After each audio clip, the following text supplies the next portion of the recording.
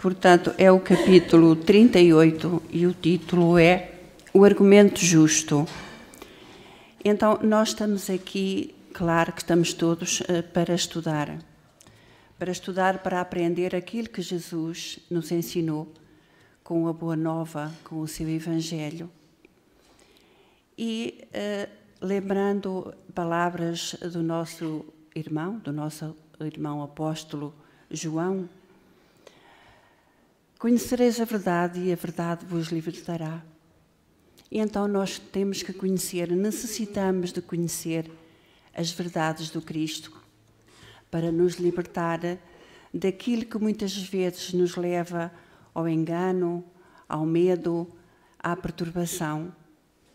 Por isso Jesus aqui está representado, para que possamos realmente colher do seu imenso amor estas gotas de luz que Ele nos traz. Então, vamos iniciar então o capítulo desta noite, o argumento justo. Portanto, todos sabemos, pelo estudo que tem vindo a ser feito, que as reuniões com os apóstolos eram feitas em casa de Simão Pedro. Então, à noite, em casa de Simão, transparecia um véu de tristeza na maioria dos semblantes. Tadeu e André, atacados horas antes às margens do lago por alguns malfeitores, viram-se constrangidos à reação apressada. Não surgira consequência grave, mas sentiam-se ambos atormentados e irritadiços. Quando Jesus começou a falar acerca da glória reservada aos bons, os dois discípulos deixaram transparecer, por pranto discreto, a amargura que lhes dominava a alma. E não podendo conter-se, Tadeu clamou aflito: Senhora, aspiro sinceramente a servir à Boa Nova. Contudo, sou portador de um coração indisciplinado e ingrato. Ouço contrito as explanações do Evangelho. Lá fora, porém, no trato com o mundo, não passo de um espírito renitente no mal. Lamento, mas como trabalhar em favor da humanidade nestas condições? Embargando-se-lhe a voz, adiantou-se André, alegando choroso: Mestre, que será de mim? Ao seu lado sou a ovelha obediente. Entretanto, ao distanciar-me, basta uma palavra insignificante de incompreensão para desarmar-me. Reconheço-me incapaz de tolerar um insulto ou a pedrada. Será justo prosseguir ensinando aos outros a prática do bem? Imperfeito e mau, qual me vejo? Então estes nossos irmãos, eles eram conhecedores dos ensinos de Jesus. E depois de terem sido atacados e reagirem apressadamente, como fazemos todos nós? Perante o insulto, perante a pedrada, perante o que quer que seja, reagimos de forma apressada e precipitada. Então, nessa reação apressada, nesse sentimento do revide que foi mais forte, embora sem consequências graves, a situação deixou-os abalados. Como nos diz o texto, ficaram atormentados e irritadiços. E isto acontece connosco todos, não é verdade? Quem é que fica calmo perante o insulto, perante um disse-diste? Não ficamos calmos nem pacíficos. Ficamos exatamente como aqui exemplifica tão bem os nossos irmãos. A humanidade está aqui retratada. Portanto, a humanidade somos todos nós que compomos este planeta, este mundo de provas e expiações. Porque não somos ainda pacíficos, como dizia. e por não sermos pacíficos, muitos problemas se originam na nossa vida, nas criaturas, nas famílias e no mundo. Precisamente porque não temos a paz no nosso coração. E amargurados ficaram ainda mais quando Jesus falou acerca da glória reservada aos bons. Sentiram-se ingratos, sentiram-se indisciplinados, sentiram-se incapazes de servir à boa nova. Estavam realmente muito entristecidos. E vamos continuar com o texto.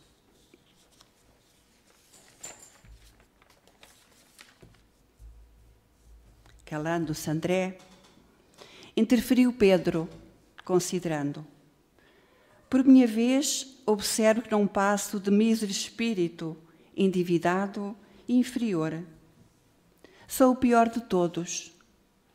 Cada noite, ao me retirar para as orações habituais, espanto-me diante da coragem louca, dentro da qual venho abraçando os atuais compromissos. Minha fragilidade é grande, meus débitos enormes. Como servir aos princípios sublimes do novo reino, se me encontro assim, insuficiente e incompleto? À palavra de Pedro, juntou-se a de Tiago, filho de Alfeu, que asseverou abatido: na intimidade da minha própria consciência, repare quão longe me encontro da boa nova, verdadeiramente aplicada. Muita vez, depois de reconfortar-me ante as dissertações do mestre, recolho-me ao quarto solitário para sondar o abismo de minhas faltas. Há momentos em que pavorosas desilusões me tomam de improviso. Serei, na realidade, um discípulo sincero? Não estarei enganado quanto ao próximo? Tortura-me a incerteza. Quem sabe se não passo de um reles mistificador? Outras vozes se fizeram ouvir no cenáculo, desalentados e cheia de amargura. Como vimos, não eram só aqueles 4, era praticamente toda a Assembleia. Ou seja, é assim a humanidade. A maioria da humanidade está aqui representada através destes ensinos que Jesus nos traz. E é para refletirmos. Porque a humanidade somos nós. Nós somos a humanidade. E nós somos a maioria desta forma. E precisamos meditar nisso. Porque os ensinos de Jesus vêm precisamente para meditarmos neles. Para vermos a pessoa que ainda somos. Jesus, porém, após assinalar as opiniões ali enunciadas, entre o desânimo e o desapontamento, sorriu tocado de bom humor. Reparem, que ser é este, que perante estes tormentos, estas aflições, ele não ficou zangado, ele sorriu para os apóstolos.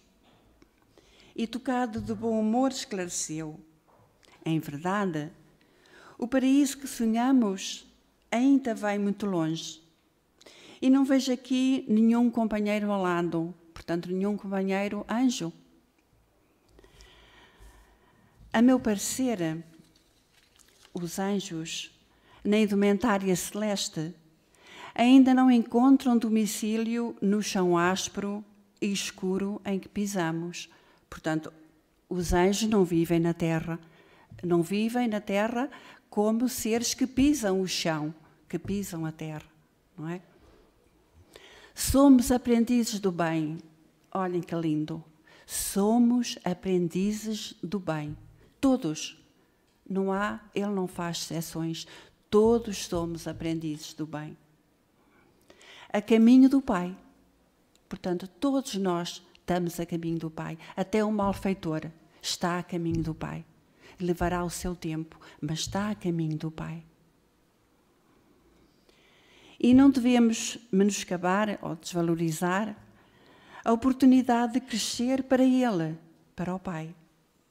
no mesmo impulso da videira que se eleva para o céu, depois de nascer no obscuro seio da terra, alastrando-se compassiva para transformar-se em vinho reconfortante, destinado à alegria de todos. Portanto, todos nós que conhecemos a videira, se ela não for cortada, ela expande-se por aí fora. Assim seremos nós um dia também.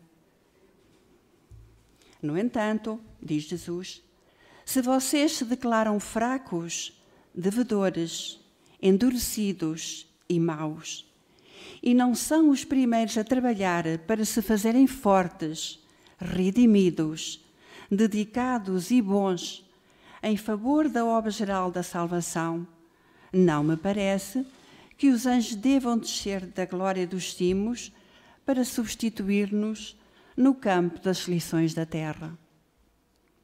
O remédio, antes de tudo, dirige-se ao doente, o ensino ao ignorante.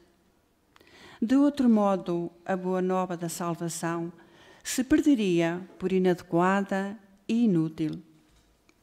E se nós lembrarmos no Evangelho, no capítulo 24, Jesus nos diz isso mesmo, que os sãos não precisam de médico. Portanto, os sãos não precisam de médico, já estão medicamentados, já fizeram a sua cura. O remédio que Jesus fala, que são os seus ensinos, a boa nova, bem para os doentes, para os ignorantes, que somos nós, as criaturas que vivemos ainda neste mundo de provas e expiações, que ainda não somos capazes, ainda não conseguimos entender os ensinos de Jesus. Mas, no entanto, ele nos diz no texto, somos aprendizes do bem a caminho do Pai. E isso nos deve encher o coração de esperança.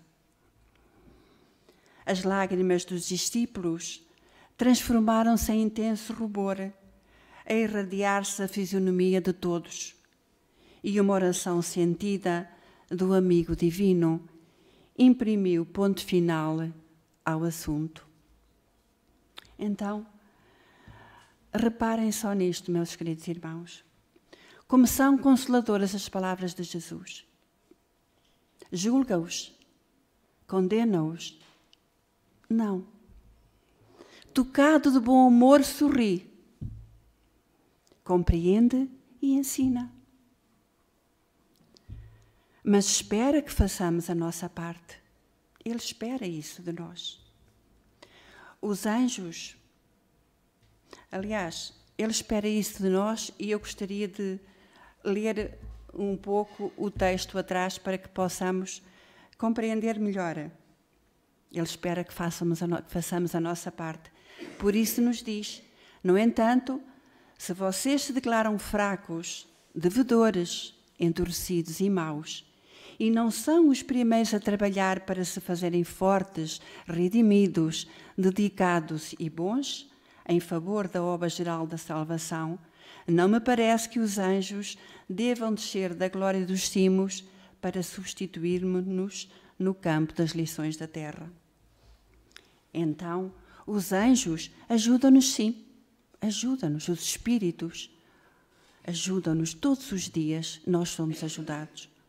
Mas a vontade, o querer, o trabalho é nosso, é a nossa parte, é a parte que nos compete nesta nossa existência. Então aproveitemos mesmo esta existência, a oportunidade sagrada de crescermos para o Pai, a oportunidade de conhecermos e percebermos o Evangelho de Jesus e seguirmos o seu exemplo, porque sabê-lo e não o praticar, não vamos a lado nenhum, todos nós, não é? Então, a oportunidade de conhecermos o Espiritismo, a bendita doutrina que tudo nos esclarece, tudo, a doutrina dos Espíritos, o Espiritismo, tudo nos esclarece. Só precisamos é de estudar, só precisamos é de estar no estudo para compreendermos esta bendita doutrina. Que eles, os Espíritos, nos ajudem a despirmos-nos do homem velho. E lembrando-nos da primeira epístola de Paulo de Tarso aos Coríntios, no versículo 5, no capítulo 5, aliás, versículo 7, ele diz-nos: alimpai-vos do fermento velho, para que sejais uma nova massa. Então, ele quer que nos limpemos dos nossos defeitos, do homem velho, para que possamos ser criaturas melhores, porque iremos tê-lo um dia, mas temos que fazer esse mesmo trabalho. E então, para terminarmos, porque eu achei que este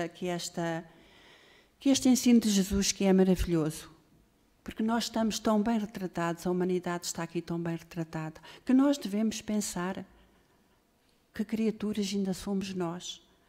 Como é que ainda nós reagimos? Como é que nós reagimos? Pacificamente como Jesus? Então Chico, nosso querido Chico, nos diz o seguinte, que é mais um mimo do Chico, uma vez que a psicografia deste livro é de Chico Xavier. Então ele nos diz: cada dia que começa, assemelha-se a uma página em branco, na qual gravamos os nossos pensamentos, ações e atitudes. Na essência, cada dia é a preparação do nosso próprio amanhã. Com um beijinho do Chico para todos. Então, que sejamos capazes de fazer em cada dia algo de bom por nós próprios. Porque quando nós fizermos por nós próprios, quando em nós tivermos a paz, a pacificação, a compreensão, aí nós podemos ajudar melhor os outros. Então, que Jesus nos dê força para que possamos meditar nos teus ensinos e realmente conhecermos a criatura que ainda somos e que Ele nos dê a força de podermos ser melhores criaturas, porque vamos sê-lo por certo. Não sabemos quando, mas sê-lo-emos um dia. Claro, como disse há pouco, pelo esforço de cada um, examinando-nos como somos, como procedemos, como agimos. E então, ao fazermos isso, nós encontramos um pontinho qualquer que nós pegamos, porque não conseguimos fazer tudo uma vez só, pegando em pontinhas. Aqui isto, aqui, eu ainda não consigo fazer isto. Eu vou tentar hoje ver se eu consigo fazer isto. E é assim que nós nos vamos modificando e vamos conseguindo realmente sermos aquilo que Jesus foi e continua a ser. Não esquecendo que Ele nos deixou estas palavras: ninguém vai ao Pai senão por mim. Ninguém vai ao Pai se não seguir os teus exemplos. E os teus exemplos não foi só o que Ele disse, foi os teus comportamentos perante todas as situações. Então que Ele nos abençoe e que nos possa fortalecer nesse sentido. E obrigada.